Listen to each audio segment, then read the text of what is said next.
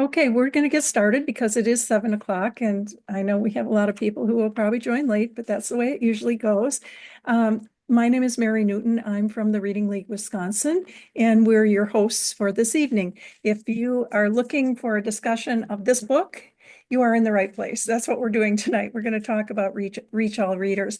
I have a couple of announcements first. So for those of you who are new to the Reading League Wisconsin, we are the Wisconsin chapter of the National Reading League organization.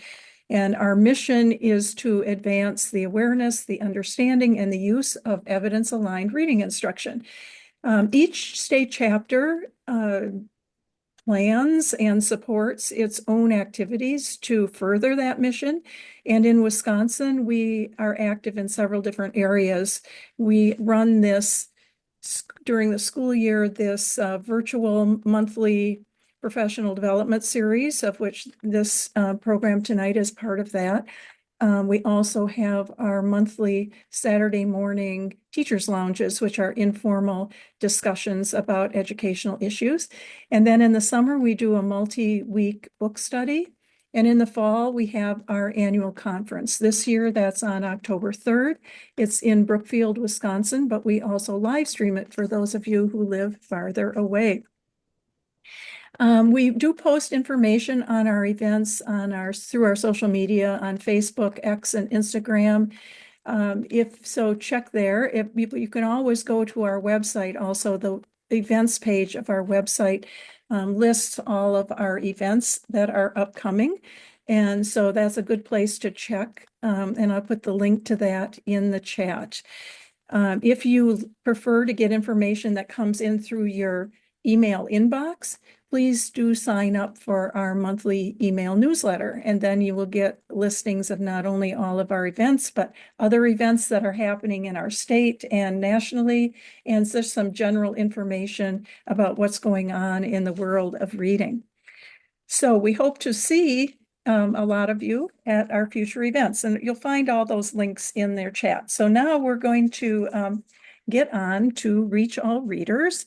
If you have questions as we go along, please pop them in the chat, and we'll either answer them at that time, or we'll wait until the end, depending on what the questions are, and we'll see how much time we have. We hope to be able to answer as many questions as we can. And if you would like a certificate of attendance, there will be a link in the chat for you to request one of those. If you are doing that, please try to do that tonight, and I will send all those certificates out tomorrow. So watch for those in your email inbox coming from the Reading League Wisconsin. And now it's my pleasure to introduce the author of Reach All Readers. She's a member of our Reading League Wisconsin Advisory Board, and she's the creator of the Measured Mom and the Triple R podcast, Anna Geiger. Welcome, Anna.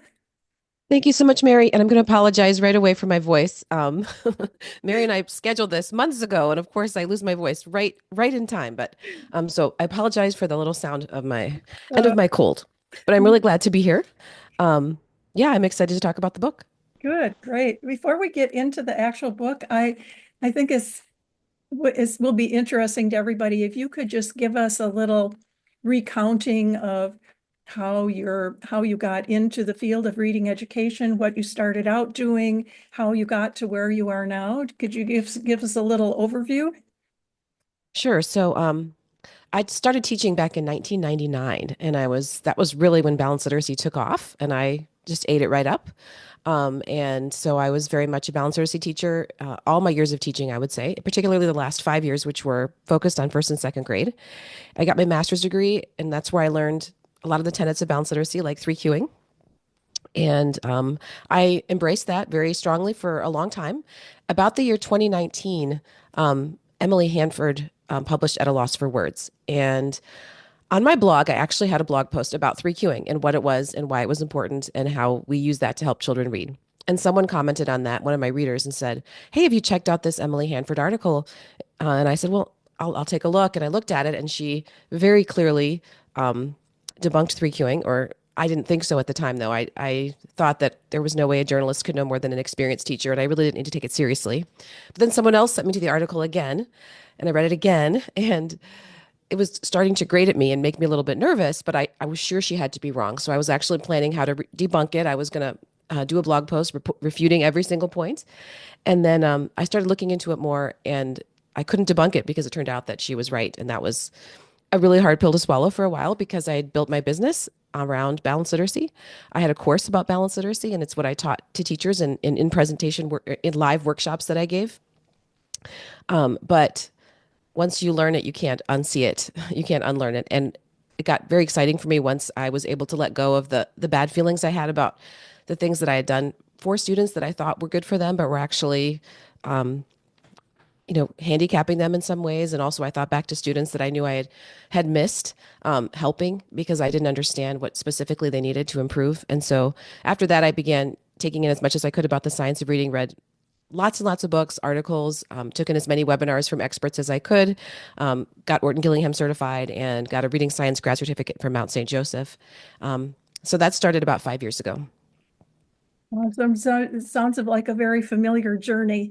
We've heard that same kind of journey many times, and but I'm glad you're through to this side of it now. I'm glad I made it. So how did you decide to write a book? What make you, as it's a big job, and I'm just curious, what made you decide to go in that direction, and how do you see your book as adding to other books about reading that were already on the market? Yeah, so the offer was made to me because I've been, writing online for a long time. And Josie Bass came to me and said, "We've seen what you do, and we wondered if you wanted to submit a proposal." They don't automatically accept it, but they wanted to see if I wanted to do that. And at the time, I had applied for a doctoral program, and I really wanted to get into it. And I said, "Well, if I get into this program, I'll have to say no because I can't do both." But I was not accepted, so I'm like, "Well, I guess I'll submit a book proposal." So I did that, and I thought what I really wanted to do was to put everything in one place. I'm definitely of the camp that you can't have too many books, and I think that everybody has something to say. So I would never say there's too many books about the science of reading. Um, but knowing that, looking at what was out there, there were lots of wonderful books already, and there's still new ones being written. But I didn't see a book that was concise and comprehensive, like covered kind of everything, but in a very digestible way. So that's what I wanted to do. I basically wanted to write an easy to read textbook. And that, I like your description that you've used, and I've used it many times in talking about your book, that your book is clear, it's concise, and it's comprehensive. Those three C's, and that's what really made it stand out to me as something that's a little different than some of the other books that I have on my shelf. Uh, and so who do you think this book would be best suited for? What, I'm sure it has multiple audiences, but who did you have in mind when you were writing it?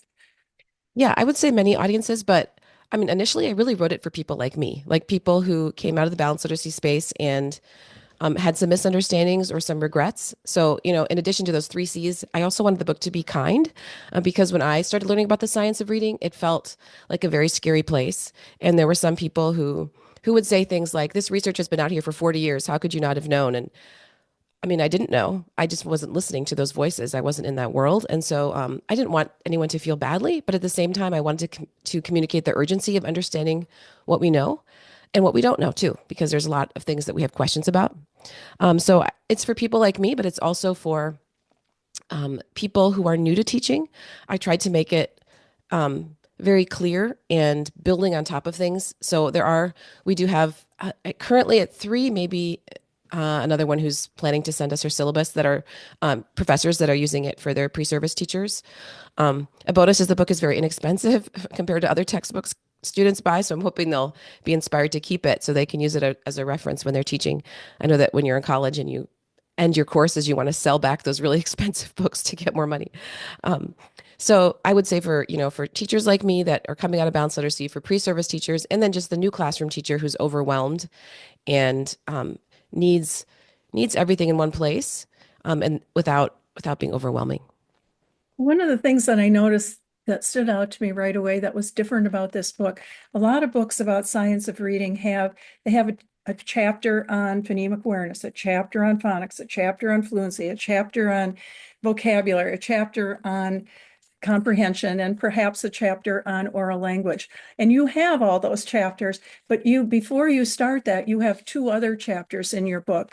Right at the beginning, you have the big picture and you have science of learning. Can you explain a little bit about what's in those chapters, why you thought it was important to have those in this book, and why you put them right up front?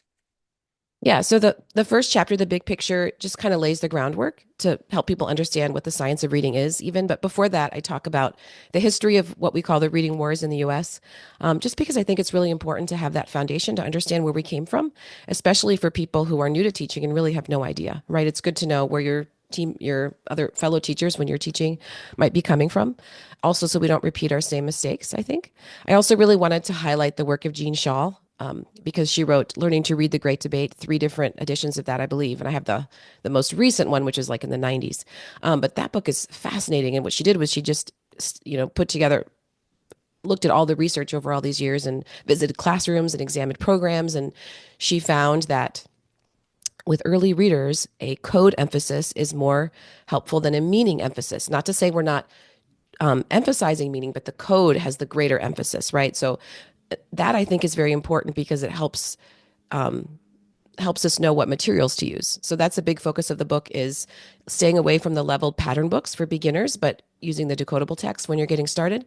And I just think in the book I really wanted to communicate why these things matter, right? So like understanding that three cueing is actually not how proficient readers read helps us know that we don't want to bypass, actually sounding out words using materials. So I hope from the beginning I was clear not only about what the history of the reading wars are and what the basics about the research are, but also how those directly translate to practice. And so I highlighted the what I think are some of the foundational pieces that really kind of lit the light bulb for me. The simple view of reading, Scarborough's reading rope, how the brain learns to read, and then orthographic mapping. And then with the science of learning chapter, that chapter is there because I honestly think that, no, I don't really call the science of reading a movement because I know that it's the body of research, but we sometimes refer to it as a movement.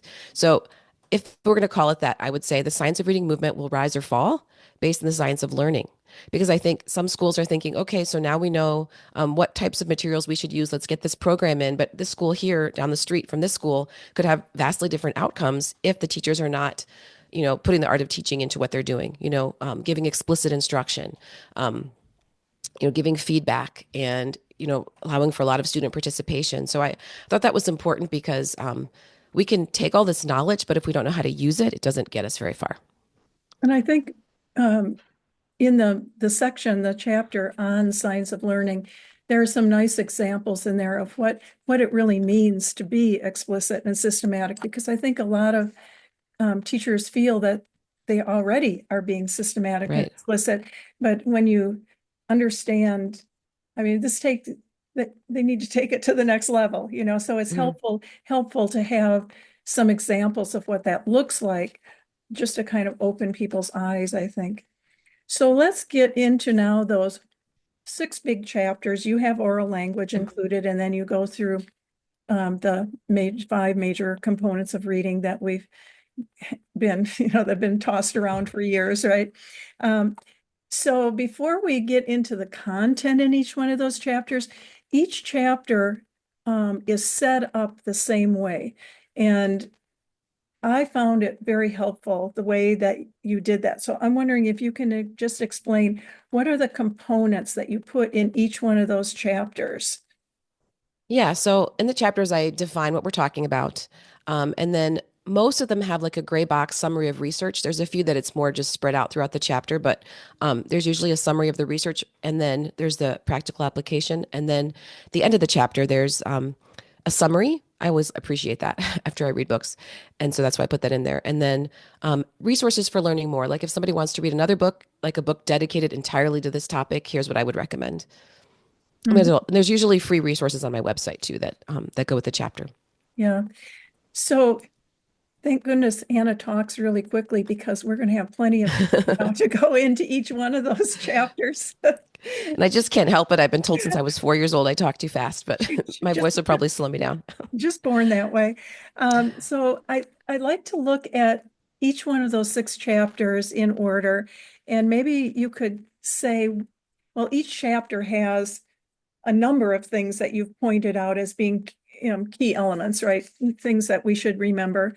But if you could pick out something from, say, oral language, starting with oral language, what's something in there that you think is really important for teachers to know that's actually been supported by research? And on the flip side, what do you think are some things about oral language that maybe we have ideas about, but there's nothing in research that shows us definitely how that all works. You want Yeah, to good try that for question. oral language first? And Yeah, so I think oral language is was a very tough chapter to write because it's just not as easily laid out as so many other things.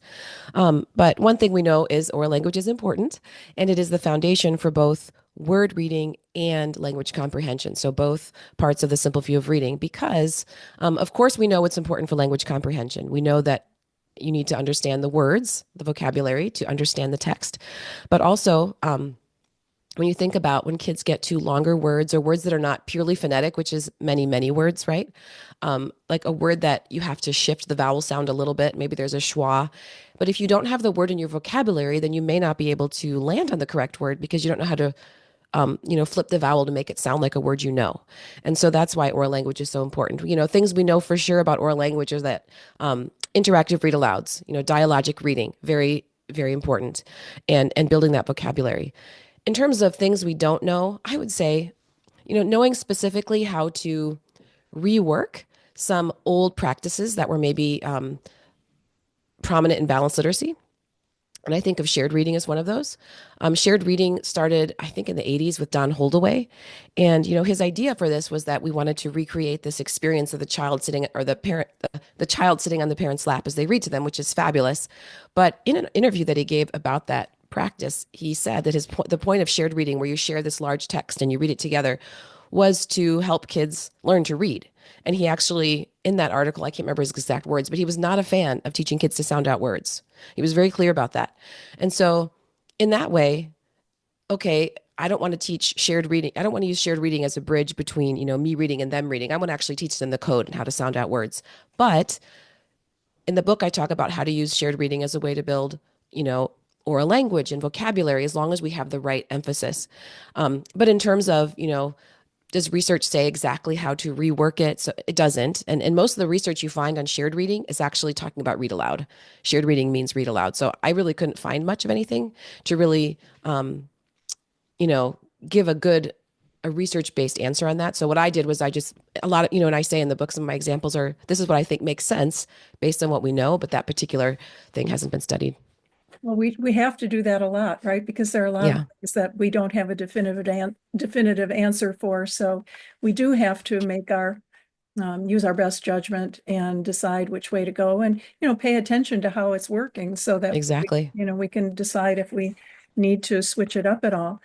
So what about the chapter, you kind of combine phonemic awareness and the alphabetic principle in one chapter. What would you say are some really important things to keep in top of mind about those topics? Yeah, so I combine those because, with phonemic awareness and phonemic awareness and the alphabetic principle go hand in hand, right? And it's important to remember that phonemic awareness ideally is connected with letters most of the time. And that's why it connects with the alphabetic principle, this idea that this symbol represents a sound. Um, but, number one, that teaching phonemic awareness matters. I didn't really know that as a teacher. I probably couldn't have defined phonemic awareness. I knew that rhyming, playing with words, that was all good, but I just thought, a rhyme here, a poem here. I didn't really know the different types of phonemic awareness or how that exactly affected reading ability. So research shows us that teaching it means kids learn it. But the point of learning it is for kids to be better at reading and spelling, not just to be good at phonemic awareness, right? So if a child can segment sounds orally or take a word apart into sounds, but doesn't know how to read by the time we want them to be, then it's not useful. So we want to make sure that it's being used for reading and spelling. And that's why the most effective way to teach phonemic awareness is to take a word, break it into its sounds, spell each sound, and read it back. And that's something we can do. I did that with my kids in preschool, right? Like, let's take the word pig, and then we'd have little sticky notes, and we'd say, okay, let's say the sounds. P, I, g. Let's write each sound. How do we spell p? And we'd write those on stickies, and then I might read it back to them if they weren't able to blend it. But just that activity right there, you're doing phoneme segmenting by breaking it apart. You're doing phoneme isolation by listening to the first, middle, and ending sound.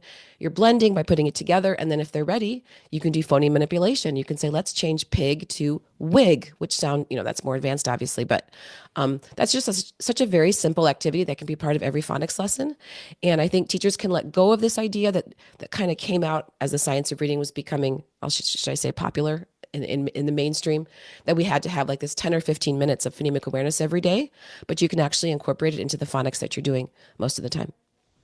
And what about things that this is the one area that I think that I've been aware of that where there's been most discussion about what we really don't know yet.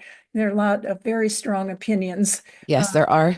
in the absence of any hard evidence one way or the other. There are some very strong opinions about how to go about teaching phonemic awareness and the alphabetic principle. So what you want to draw attention to a few of those things? Yeah. Well, this is interesting because in April, I think it is, the National Reading League is having, I think they call it a summit down in Chicago.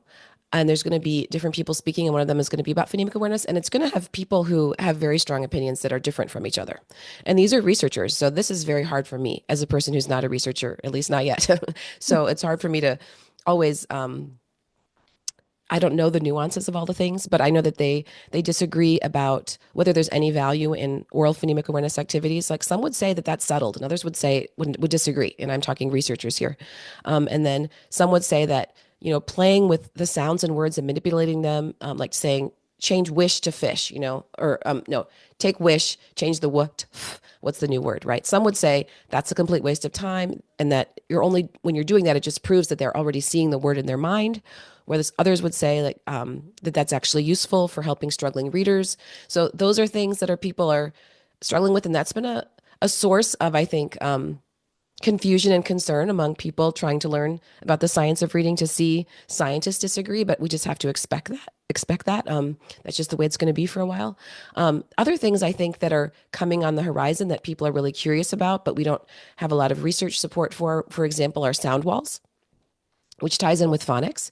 When I first learned about the science of reading, that's what I saw everywhere. Do a sound wall, do a sound wall. That's the science of reading. And I know of one person. So this is a very fun aside, if you don't mind me sharing. When I went to the Reading League, the National Reading League conference 2 years ago, so it was my first one, October 22. I met two ladies from Ireland who came up and introduced themselves and said, "We learned about the science of reading from your podcast, and we're really excited about it." And I just saw one of them at the Reading League this last fall, and she's getting her doctorate, and she's studying sound walls. So she's doing research on sound walls. So that's just interesting how all that came around. But I don't know if there's any published research yet. When I wrote the book, I don't believe there was. But she's working on that. I think sound walls are use things we know for sure about phonemic awareness and phonics, but the actual practice of using one, I don't think has been really studied. Another big debate in the space about phonemic awareness is, do we need to teach kids things about how to make the sounds? Like how valuable is this to say this is a voiced, this is not voiced, this is, look in a mirror, see what your mouth is doing. There are many people who would say not to do that. Jan Wasowitz of Spell Links, like she always says, I think she says cows don't fly and phonemes don't have lips. That's what she says. So she does not think that you should have the pictures of the mouth on a sound wall, whereas many others would disagree with her. And so, yeah, those are debates. Yeah, there's a lot. I'm very interested in also hearing the opposing viewpoints at the Reading League Yeah. Summit in April, because it's just it's been a fascinating debate that's gone on sometimes, and not usually in person. It's usually through email exchanges on listservs and so forth, and getting pretty heated at times. It has. Yeah. But it's good to know that at least the one thing everybody agrees on is phonemic awareness is really important, right? So Right, right, right. We not, get what not we can get. yeah. So let's go on to the phonics chapter. Can you share some of the things you think are um, most important that we know about phonics from research, and what are some things that we're still a little fuzzy on there? Yeah, so the phonics chapter is by far the longest because there's just so much to know about teaching phonics, and English language is so complex. There's a lot to say. We know that, like I mentioned before from Jean Shaw, that beginning reading with a code emphasis versus a meaning emphasis leads to greater outcomes. And basically all I'm saying there is that when we're starting out, we're focusing on getting kids to sound out those words word by word. And even though at first the comprehension is not going to be, front and center because they are decoding so slowly, it's going to be hard for them to comprehend. They will get there, and that's much more preferable to having them read a pattern book and understanding what it's all about because we're bypassing that orthographic mapping. Mhm. We do know that phonics instruction should be systematic. I tell the story sometimes back when I was a new teacher. So this was early 2000s. I went to a conference about teaching, and I don't remember, but it was a very whole language balanced literacy conference, like most of them were at the time, I'm sure. And the teacher, she was not a fan of explicit phonics lessons. I didn't even know what explicit was, to be honest.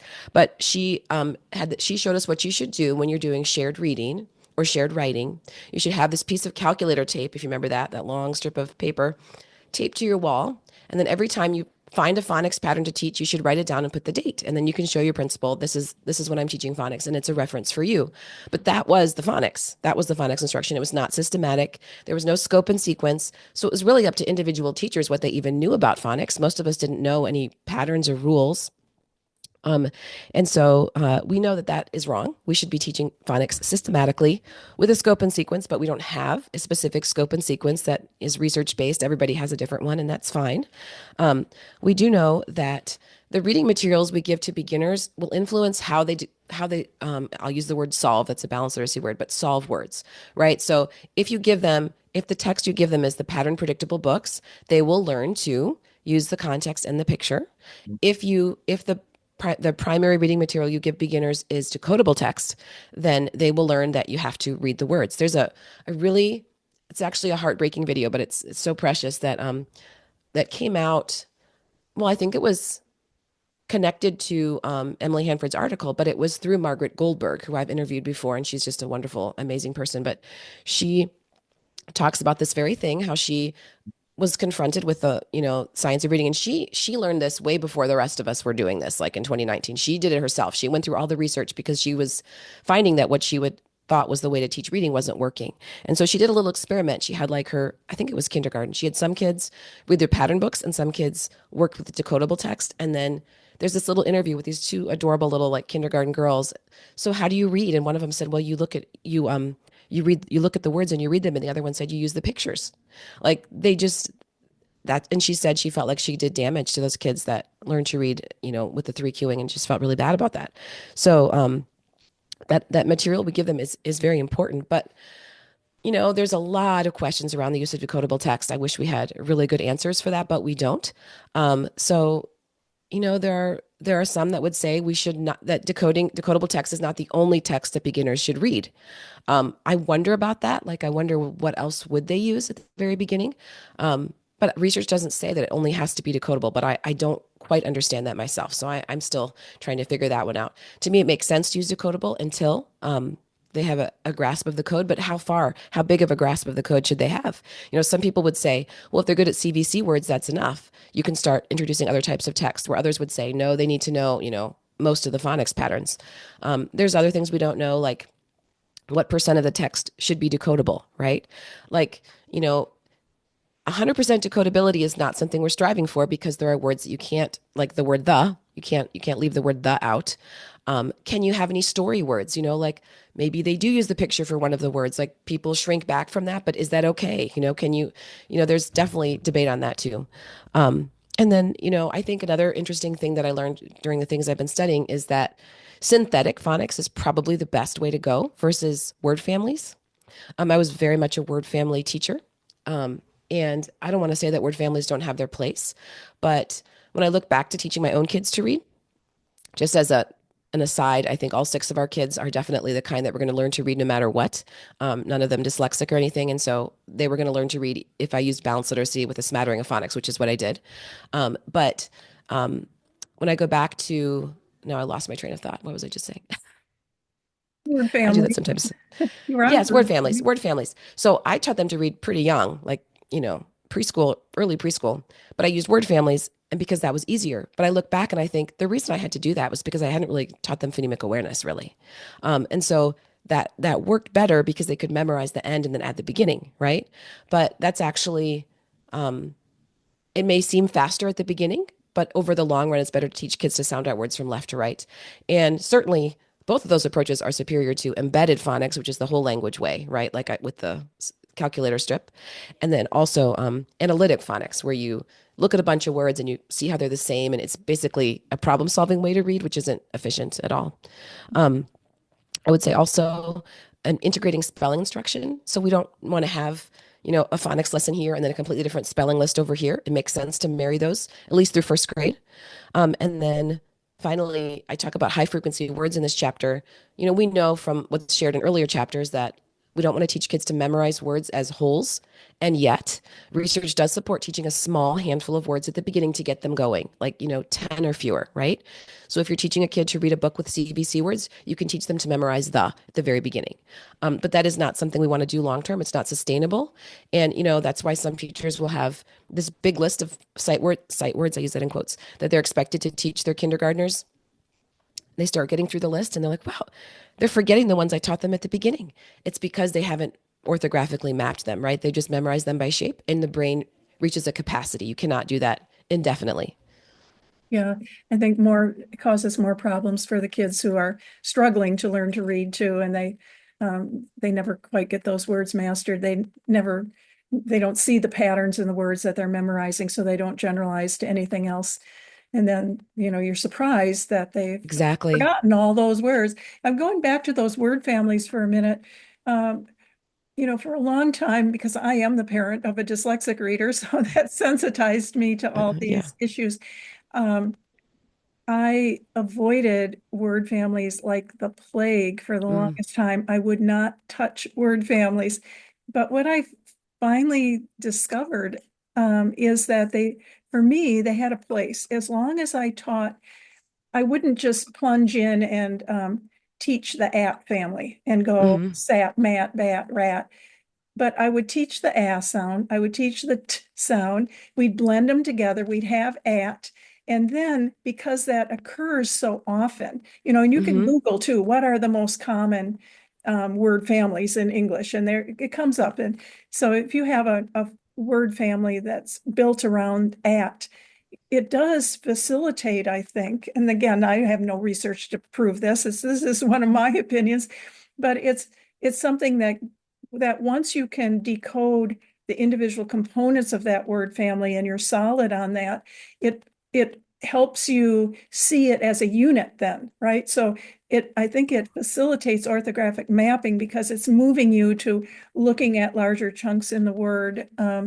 And so I started using word families for just the ones that were the most common and using it really to build automaticity in my dyslexic students, Yeah. but never did it as the introduction. And You that makes a lot of sense to me, because we know that orthographic mapping is mapping units, right? Not right, just, and right, that's why we can read these big words that we've never seen when it's got right, these chunks that we know. right. And also it can be helpful for spelling too, right? Like when you're Sure. learning to spell fight, light, night. So yeah, I wouldn't say they don't have a place at all, but as the initial decoding strategy, it would not be recommended. Yeah. What do you think about I've seen this argument from a couple of different corners over the past few years that an argument that we're teaching too many phonics, grapheme, phoneme correspondences, we're teaching too much of it. We need to just teach the bare minimum and the kids will start learning through statistical learning. I don't know. What do you think about that? Oh, that's such a good question and such a hard one. So that's another big debate, which I talk about in like two paragraphs in the book. I have a course that goes with the book, and I have a whole 30-minute video about this. But there is a big debate between two types of phonics instruction: the more traditional Orton Gillingham type way, although they're not all Orton Gillingham based, but a similar idea, versus the structured linguistic literacy approach. There are some very popular approaches like that out there, like Ebley and Reading Simplified, and the two sides are very different. And then there are some that are kind of in the middle, like UFly, in terms of programs. And I think it's a hard one. I think that we shouldn't be afraid to teach phonics rules and patterns, but I think we have to be careful that what we're teaching isn't overwhelming the lesson. This is not the same thing as a rule, but when I think about the Orton Gillingham training that I did, there was a, a good 15 minutes of the lesson that we were supposed to spend breaking a word apart into syllables and labeling all the parts and putting the breathe and the macron on it or whatever. And that just to me felt like a lot of time doing this procedure versus let's actually read and write. So I think we need to think about that. I think how much of this vocabulary do kids need to know? I think at Plain Talk coming up, Devin Kearns is presenting on what is good teacher knowledge versus what do students need to know. And in his workshops, he'll talk about the idea of open and closed syllables. And he'll say, the one thing I want you to remember is don't use the syllable house, right? And I made one of those when I was being Orton Gillingham trained, where and the I point of it did is to too. teach, yeah, I the did point of too. it is to teach kids open syllable, the open door. But he's saying that bit of knowledge that it's called an open syllable is not necessary. You're clouding their brains with extra terminology. Like I think he calls it meta knowledge or something. And so I think I don't have a really good answer for you, except that I'm always thinking about this. And I think that some programs overdo it. And then I wonder if some of the more speech to print programs kind of obscure things like morphology because they're so focused on making it simple. And that concerns me as well. So I don't have a solid answer, but those are some thoughts I have right now. Well, it's an interesting topic for sure. I don't have an answer to it either. I just, from what I see around, I'm still more concerned about people not teaching enough phonics rather than teaching too much. Right. Hmm. At least in Wisconsin. It may be different in different places. I haven't really seen too many places in Wisconsin going overboard in teaching. Right. I still see them trying to teach the minimum that they Mhm. can get away with. Um, but I'll put a plug in also because you mentioned Devin Kearns, the podcast that you did with Devin, where he talks about syllable types and syllable division and how it for those of us who are trained in Orton Gillingham is, it's I'm kind of moved away from the very prescriptive way Mhm. of doing that. But he I had heard him talk like 5, 6 years ago about why we should not use syllable division because especially when we had the patterns where there was just one consonant in between two vowels and which syllable did it go with and did we end up with a closed syllable here in the beginning or was it an open syllable, so was it a short vowel or a long vowel? And he just at that point he seemed to be saying, well, it's sort of half and half. Sometimes it works Mhm. this way, sometimes it works this way. So you just shouldn't teach it at all. And I'm going like, well, wait a minute. I mean, I still teach it, but I teach like it could go either way. So, Right. I try this and try that. And I appreciated that by the time he did his podcast with you, um, he was kind of saying the same thing. It's like, Mhm. so Yeah. um, yeah, sometimes you hear somebody speak and you only hear them one time and you think they have a very radical idea, but then you hear them speak more, you realize, oh, okay, it's not so different from the way I would Yeah, consider. they're working through things like we are, I think. So that's Yeah, comforting, yeah, I guess. exactly, exactly. All right, well, phonics is it's tempting to stay on phonics forever, and I do think that my experience with doing training for educators who are just getting into looking at teaching reading from a more structured approach. That's the first thing they want to do is the phonics. And I think just because there are these things to learn. There are these grapheme phoneme correspondences. There are spelling generalizations. And when we add prefixes or suffixes and what do we do to the word and they're also when do you use double letters and Hmm. when do you not? And so I just my experience, I don't know if this is yours, that's what people want to look at first. And I bet you anything, a lot of people pick up this book and they go right to the phonics chapter Maybe they first. do. I But then I think, hope they go yeah, back and get the, yeah. everything else because it puts it in context. I think it's a good first step, right? Yeah, yeah. And then we learn that, oh, there's way more to teaching reading well than phonics. But if we don't have that foundation right, then we don't have anything to build on.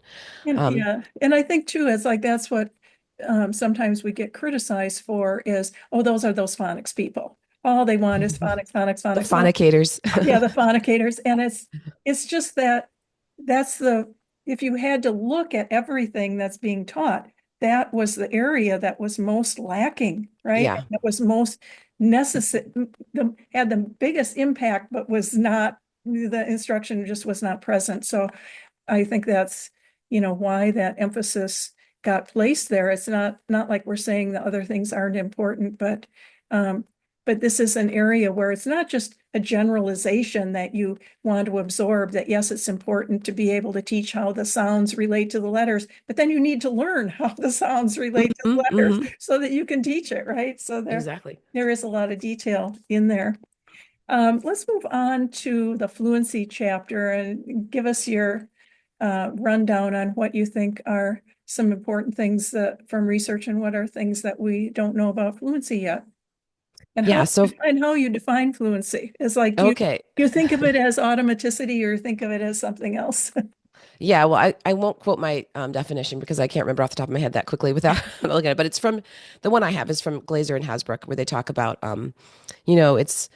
it's accuracy and its rate and its prosody. And then they talk about how it leads to like a motivation and enjoyment of reading too. Because if you read really slowly and tediously, then reading is not going to be fun, probably. Um, and then, of course, we know accuracy is reading the words correctly, rate is reading at an appropriate rate. And interestingly, there's a certain number of words per minute that after you go past that, there's really not a Yeah, benefit. I think Jan Hasbrook says that if, as long as you're at the 50th percentile for your grade level, you don't, that's enough. It's Yeah. not going to be reading, comprehending better if you're working for 95%, Yeah. Which is very 95th interesting. percentile. Yeah, I was surprised at that. I thought maybe you'd have to reach the 75th percentile or something in order to maximize um, your reading comprehension, but she said 50th percentile, that's pretty much satisfactory. Yeah, which is, I guess, good news. We don't have to keep racing to be faster, and I think that many people have thought that that's what you have to do with fluency instruction. It's just increasing speed, but we know it's accuracy, rate, and prosody, which is expression, and that fluency is this bridge to comprehension. So when I had my beginning readers read in quotes those pattern books, I see a gorilla, I see a lion, whatever, they sounded very fluent, and so I thought that those books were teaching fluency. And when I would hear somebody else's students read and they were reading, sounding out words very slowly, I felt smug. Like, well, my students read with fluency and look what they're doing. But what I was doing, and I talk about this in the book, was I was trying to fast forward my way to fluency. And you can't do that because fluency rests on automaticity with sounds, letter sounds and word reading. And if you try to jump over that, which is what I was doing, it was just fake fluency. When you think about, Wiley Blevins talks about this in one of his books, and I write about this in the phonics chapter. We think about our way to fluency and comprehension. We start with, teaching phonics and then giving decoding practice, right? Because just teaching the phonics patterns isn't enough. You have to practice. And then as you get better at that, you read the words enough times, you map them. So you recognize them automatically, which leads to fluency, which leads to comprehension because now you're reading fast enough to understand. So it's a progression, and understanding that was really important for me. I would say once students are reading are pretty good at their accuracy, then we can start working at text level fluency. And I think that this is where research is not clear in terms of when is that time, right? Like how much phonics do they need to have before we really start working on reading like text level fluency that's maybe not decodable, for example. I think that is a question. But in terms of, text level fluency activities that are supported by research, those would be things like timed repeated reading, for kids who struggle, not necessarily for everybody. Paired reading, phrase cued text where you mark off the phrases and have them practice reading that way. Echo reading, choral reading, partner reading, and a variety of other things that I laid out in that chapter. And for people that want to learn more about fluency, what I always recommend is Lindsay Kemeny presentation for Patton on YouTube. I think if you just look up Lindsay Kemeny, which people here probably know she wrote the wonderful book Seven Mighty Moves, and she's a teacher out in Utah, I believe. But she has this. She took this research-based activity and tried it with her own class, and then video recorded it and put it on in this session. And it's where you have kids, partner read, and they each read a paragraph, and then they talk about each paragraph and summarize it with the get the gist strategy, which a lot of people probably know. But that has been shown to improve fluency and comprehension. So that's a really easy thing that any teacher could do once kids are reading text. You could do it with decodable text, and high schoolers could do it. So that's one way to build fluency. Okay. What about vocabulary? Yeah. So when I think back to teaching, I think that was the thing I didn't include much of the time because the day was so full. I was planning for a million different subjects, and that I just didn't have any time. So I thought, um, of course, I taught words here and there, but I didn't have like a systematic way of doing it. What we have to remember is that this is a bummer for people to hear, but when you teach specific vocabulary, it may not show on a general measure of vocabulary, right? So you're doing all this work and it maybe doesn't show over here on this test, but it does show when you're testing to see those particular words. So in addition to teaching words in depth, which is important, we also want to teach strategies for learning the meanings of words when they haven't been taught them. So we want to teach them, morphology, using word parts. We want to teach them how to use context to figure out word meanings if it's useful. It's good to show them that sometimes context doesn't help, right? And then we could show them how to use a dictionary and kind of put all those things together, right? So beginners are probably not going to use a dictionary unless it's a very friendly child dictionary. But when you learn all those things together, well, which dictionary definition matches what makes sense in this context? That would be useful. Some of the best books about teaching vocabulary would be Bringing Words to Life by Beck Kukin and McCowan, I think is how you say her name. I have a hard time with that one. And then people who want to get into morphology, which is so fascinating, I think should start with Beneath the Surface of Words by Sue Hegland. And I have a 4-part morphology series on the podcast, which came out pretty recently, this year, I think it was, or end of last year, maybe. Yeah, end of last year. And it's fascinating. And there's just so much to learn. So I would recommend that because it'll make you look at words very differently. Yeah. When you realize how many words we have in our vocabulary by the time we're even high school age, there's no way that you can possibly teach all those words. I mean, you do nothing else all day and you still wouldn't be able. I mean, kids learn words just in conversation and in reading. But I think, like you said, if you teach some words explicitly, important words, and that's when I like to look at some of Freddie Hebert's lists, some other lists of important words, particularly tier 2 academic words, and work on those explicitly. But then, like you said, teach the strategies for how can you figure out the word, the meaning of a word, using context, using morphology, and so forth. So get some strategies to do that. Okay, how about comprehension? Yeah, so comprehension is the goal of reading, and this is a big hot topic these days in the science of reading world too. Kind of a battle between knowledge building and comprehension strategies, and I think maybe we're coming to more of a consensus on that we need both. But I think for a while it's been kind of communicated that it's just about knowledge, and comprehension strategies are a waste of time. And I think that's because the way that I'm sorry, my voice is going, but I'm still here.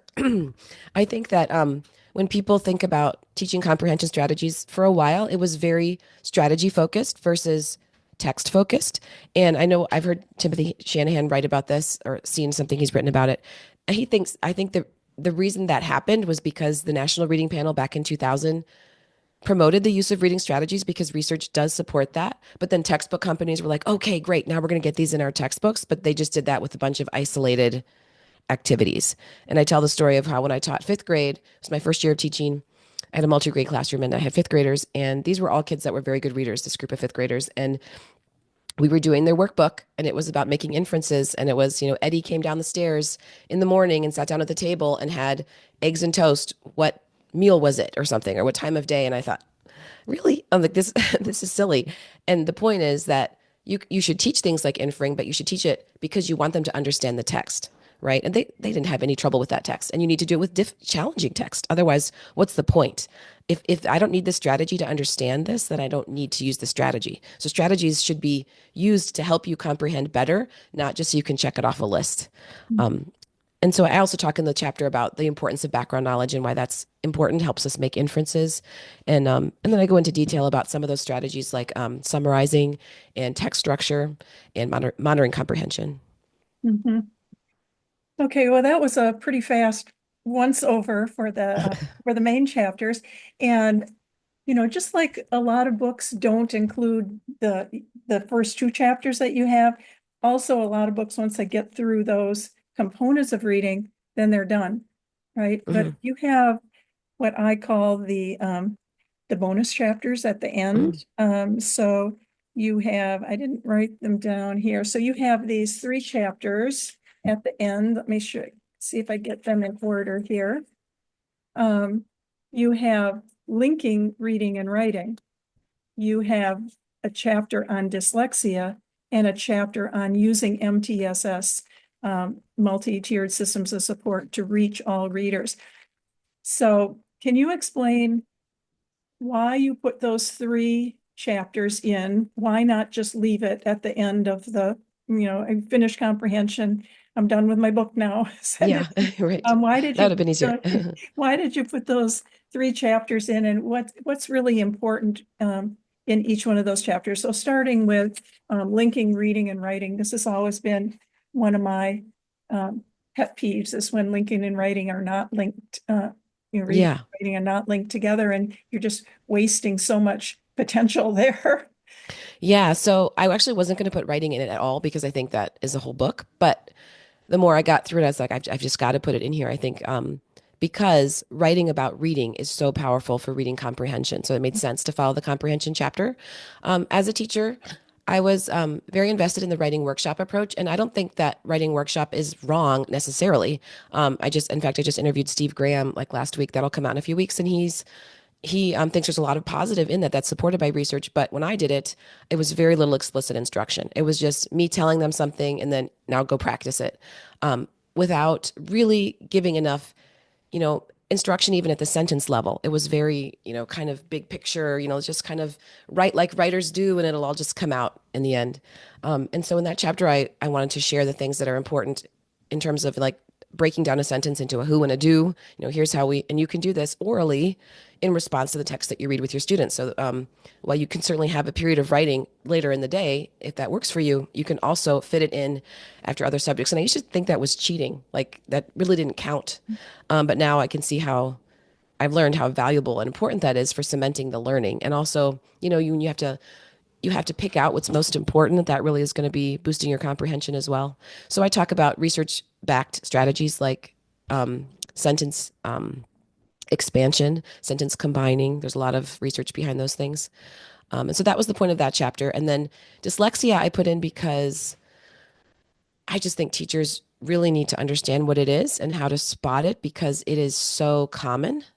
It's on a spectrum. So some kids might be very mild dyslexia that might not even show up really if they have a strong structured classroom. Whereas others, no matter what you do, even if you're an amazing teacher, doing everything we know from research, they're still going to struggle. And so I also wrote it because I think back to the students I had that from everything I know, they had dyslexia, but I just told their parents to read to them more.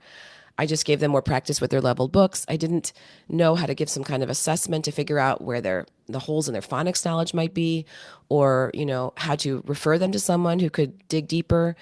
Dyslexia was a foreign word to me. I didn't think it was something that I, as a regular classroom teacher, could hope to understand. And if someone might have dyslexia, well, then there's nothing I could do for them. But I want teachers to understand that once you've read this book up to that point, assuming they've read it all, they have the knowledge to understand what dyslexia is and to support kids. It's not to say they might not need extra support, right? Like tier two, tier three, or even outside work if it's really severe. But we don't have to be afraid of it, especially because a lot of students are going to have it. And so we shouldn't. A big reason I did that too, and also the final chapter about MTSS was we need to get rid of this idea that we just have to wait and see, or let's just wait till third grade. I mean, uh, I I think I said that probably, I don't know, I probably said that a lot of times, and because I didn't know what else to say. I just thought, well, we'll just give them time. You know, they just have to grow up a little bit without realizing that if kids are lacking these foundational skills, you know, at the beginning of kindergarten, that's a warning sign and we can do something about it. Now's the time. So I know Stephanie Stoller likes to talk about how prevention is a lot cheaper and easier than intervention, which will come later if we're not starting at the beginning.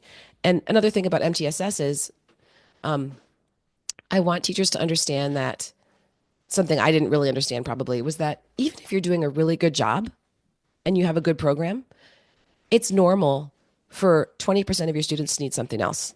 Like, don't expect that even a really great teacher with a great program is going to get everything done. That's just the way it works, right? We're all different. So you have to have a system for figuring out which kids needed extra support and providing it.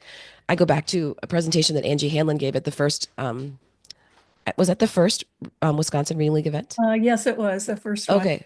Yeah. So she talked, this was before I'd taken graduate work in MTSS. So I didn't know what it was. And she was talking about the school, which I can always forget. Is it Missouri or Mississippi where she was from? Do you remember? Missouri, Missouri. Okay. Yeah, and she's got a great story about how they basically flipped the scores and the kids came from really troubled backgrounds. Like a majority of the students were in foster care. And so these kids did not have a leg up when it came to reading and they really struggled and their numbers were very, very, very low.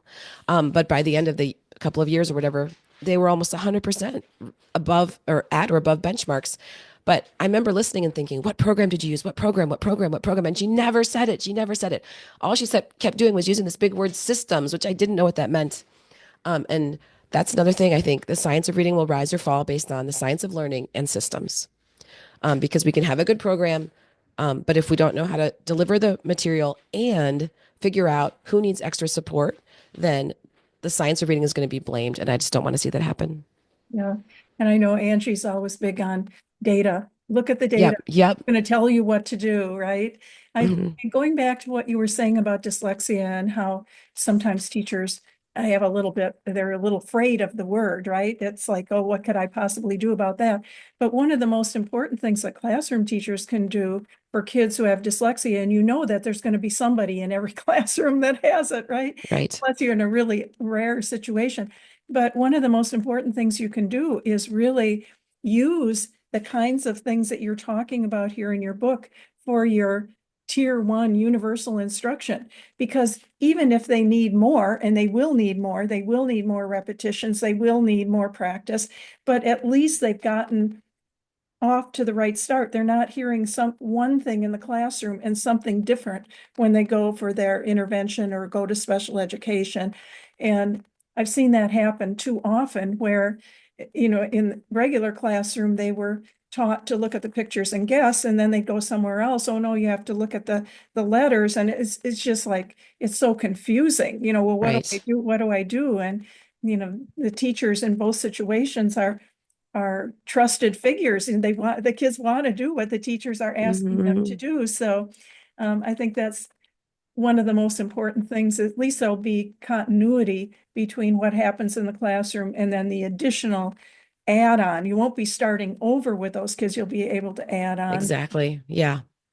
So we have just a couple minutes left. I am wondering if we could um, I think the way I want to end is I just, whenever you finish a project, you always, at least I do, I always look back and think, oh, shoot, I wish I would have done this. I wish I would have had time to go into this. Is there something that looking at this book now that you would like to add to it? Or if you were to write a new book, something that you would focus on that's not in this book? Yeah, so interestingly, I did shove a lot of edits in past the time that Josie Bass said I could do it. And I was like, oh, please, please, please, just please put this, let me put this little bit in right here.